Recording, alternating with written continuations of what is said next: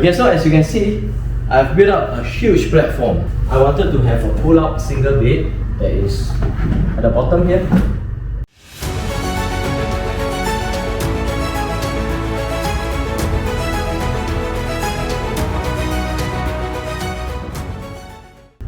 Hello, welcome to another episode of Interior Design with Rae. So today I'm going to show you not one of my client's house, but a condominium in BGC, Philippines, that's owned by me and my wife, who is the camera woman right now at the back.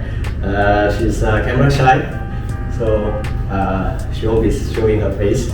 But anyway, let me just walk you through the entire unit. Okay, it's a 37 square meter studio apartment. Okay, it's an open space. There's no bedroom. Okay, so we bought this unit fully renovated, but of course as an interior designer myself, I had to revamp everything, right? Make it as as my style as possible. Okay, so let me just walk you through what I've designed. Okay, come let me show you what I've designed. Okay, so initially there was a huge partition between the sleeping area and the kitchen area. Okay, this area used to be the living. Okay, so the TV was here, and then the kitchen, it was like an L. Okay, so every area was very dark, very dim because of this huge partition. Okay, the previous owner did that because they wanted to have another bedroom for privacy reason. Okay, but then I found it like it's too dark, way too dark. Okay, so I demolished the partition, still make that into a sleeping area. Okay, this is the kitchen. We are going to convert this into an Air Bnb unit. So I designed something that is simple. Okay, with induction hob, range hood, right, undermount sink, and then a mini fridge. Okay, and then on top is microwave oven. Okay, so on top it's just a simple shelving, right? Of course, there's some nice lighting at the bottom. This is a cabinet where it's hiding the electrical box. Okay, so just keep it neat and nice. And the dining table is from IKEA. Okay, so IKEA, we bought the chairs and a stool, and then it's tucked against a wall. Okay, and then even this lamp is from IKEA as well. Okay, so over at this side here, this is like the entrance area where we welcome our guests. Okay, so I have printed out a note. Okay, so this is called Mabuhay. Mabuhay means hello, how are you? So there's some notes welcoming our guests. Okay, and then over here is actually a map of BGC. Right, so if you know BGC or if you don't know BGC, BGC is the central area of Metro Manila. So there's like our Singapore's Shenton Way and then Park Orchard Road.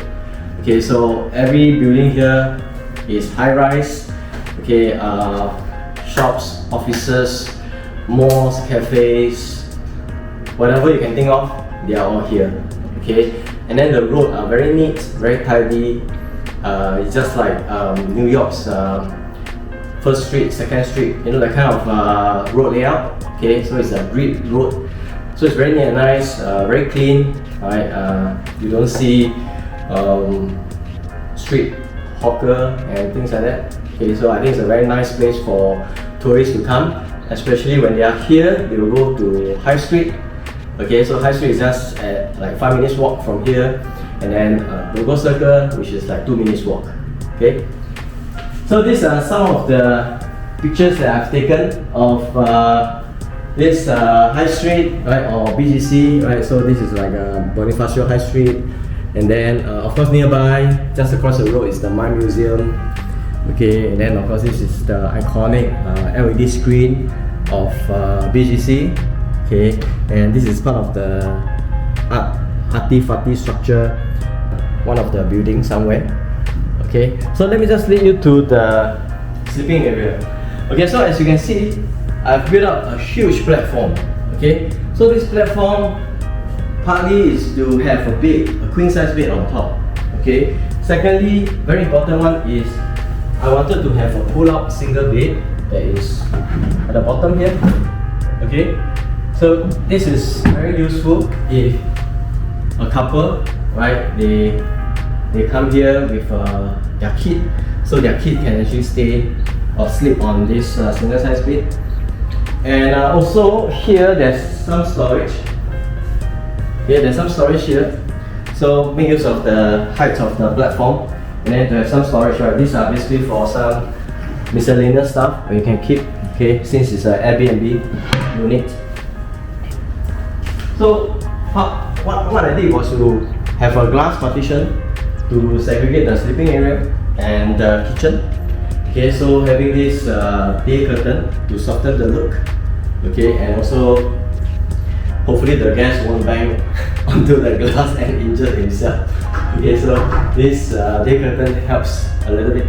Okay, so as you walk up the platform, okay, I bought this wall mount shelving, okay, for some open hanging, okay, because Airbnb people stay for 3 to 4 days, probably mostly at most a week, so I don't think they need to have a wardrobe.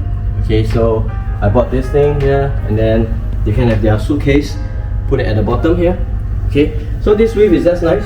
Okay, it's about 800 mm, so very comfortable for them to hang the clothes and then to access the luggages. So as you step away from the wardrobe area, okay, the mattress, right, or a queen size mattress is stuck against a headboard and a side panel. Okay, so this side panel, of course, there's always some lighting built into the side panel and then shining upwards. Okay, so at the corner there's also a light hanging light. Okay, so this one bought off the shelf somewhere near the shop here. Okay, so over here is a small balcony.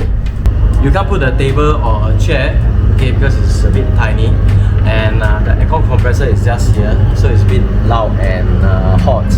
Okay, but what we have done is to place the IKEA decking, right? All these are plastic decking that you can trim off according to size. And of course this area is very important. Okay, this is where we keep all the brooms and mops. Just to hang on this very useful clip here with hooks. That will make the bathroom neater, right? Because if you have all the mops and pails over there, then I think it's going to be a mess. Okay, so let's go inside.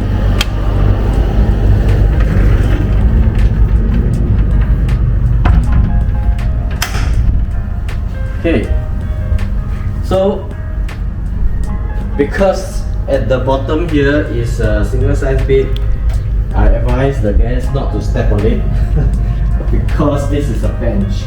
Okay, so this bench, right, allows you to watch TV.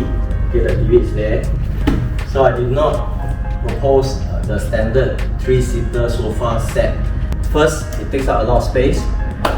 Second, it might stain, right? If you buy leather, it won't last. If you buy fabric, it might stain.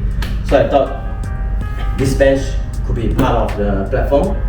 Okay, so right, it's a nice length bench, right? Some throw cushion here.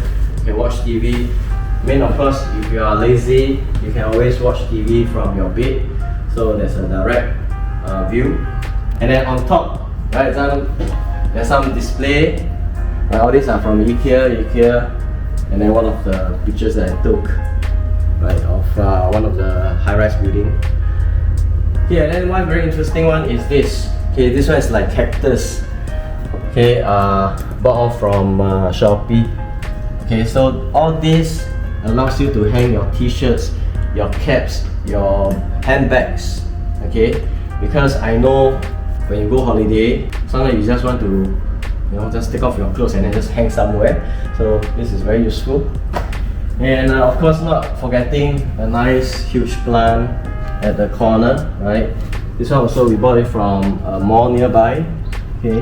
About the cost, right? This is about 3,000 peso. So So 3,000 peso works up to be about 75 Sing dollar. Okay, I think it's money well spent.